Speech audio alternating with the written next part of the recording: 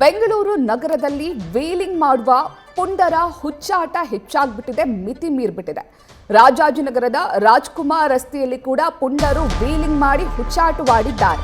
Wheeling ಮಾಡಿದವರನ್ನ ಪೊಲೀಸರು ಬಂಧಿಸಿದ್ದಾರೆ. Next ಬೆಂಗಳೂರಿನ ಯಶವಂತಪುರ ರಸ್ತೆಯಲ್ಲೂ ಕೂಡ 8 ಜನ ಯುವಕರು ಬೈಕ್ನಲ್ಲಿ ವೀಲಿಂಗ್ ಮಾಡಿ ಆಂಬ್ಯುಲೆನ್ಸ್ ತೆರಳೋದಕ್ಕೂ ಕೂಡ ಸಂಚರಿಸೋದಕ್ಕೂ ಕೂಡ ತೊಂದರೆ ಮಾಡಿ ವೀಲಿಂಗ್ ಮಾಡಿ ಹುಚ್ಚಾಟವಾಡಿದ್ರು. ಅದೇ ರೀತಿ ಬೆಂಗಳೂರಿನ ರಾಜಾಜಿನಗರದಲ್ಲೂ ಕೂಡ 2 ಯುವಕರು ವೀಲಿಂಗ್ ಮಾಡಿದ್ರು. ದೃಶ್ಯದಲ್ಲಿ ಗಮನಿಸ್ತಾ ಇದ್ದೀರಾ. ರಸ್ತೆಯಲ್ಲಿ ವಾಹನ ಸಂಚಾರ ಇರುವಂತಹ ರಸ್ತೆಯಲ್ಲೇ, ಸಾರ್ವಜನಿಕರ ಓಡಾಟ ಇರುವಂತಹ ರಸ್ತೆಯಲ್ಲೇ 2 ಯುವಕರು ಹೆಲ್ಮೆಟ್ ಕೂಡ ಧರಿಸದೆ ವೀಲಿಂಗ್ ಮಾಡಿ ಹುಚ್ಚಾಟವಾಡಿದ್ರು. ಇದೀಗ ಈ ಯುವಕರನ್ನ, ಈ ಪುಂಡರನ್ನ ಪೊಲೀಸರು ಬಂಧಿಸಿದ್ದಾರೆ.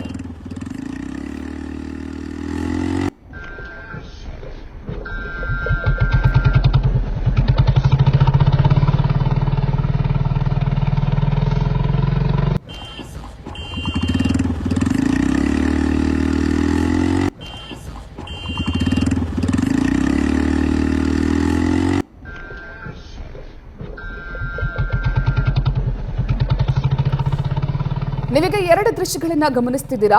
ಒಂದ್ ಕಡೆ ಬೆಂಗಳೂರಿನ ರಾಜಾಜಿನಗರದಲ್ಲಿ 2 ಪುಂಡರು ವೀಲಿಂಗ್ ಮಾಡಿ ಹುಚ್ಚಾಟವನ್ನಾಡಿದ್ದಾರೆ. ಮತ್ತೊಂದು ದೃಶ್ಯದಲ್ಲಿ ಬೆಂಗಳೂರಿನ ಯಶವಂತಪುರ ರೋಡ್ನಲ್ಲಿ ರಾತ್ರಿ ಹೊತ್ತು 7-8 ಜನ ಯುವಕರು ವೀಲಿಂಗ್ ಮಾಡುತ್ತಾ ಹುಚ್ಚಾಟವಾಡುತ್ತಾ ಹಿಂದೆ ಬರ್ತಿದ್ದಂತಹ ಆಂಬ್ಯುಲೆನ್ಸ್ಗೂ ದಾರಿ ಕೊಡದೆ ಹುಚ್ಚಾಟವನ್ನಾಡಿದ್ರು.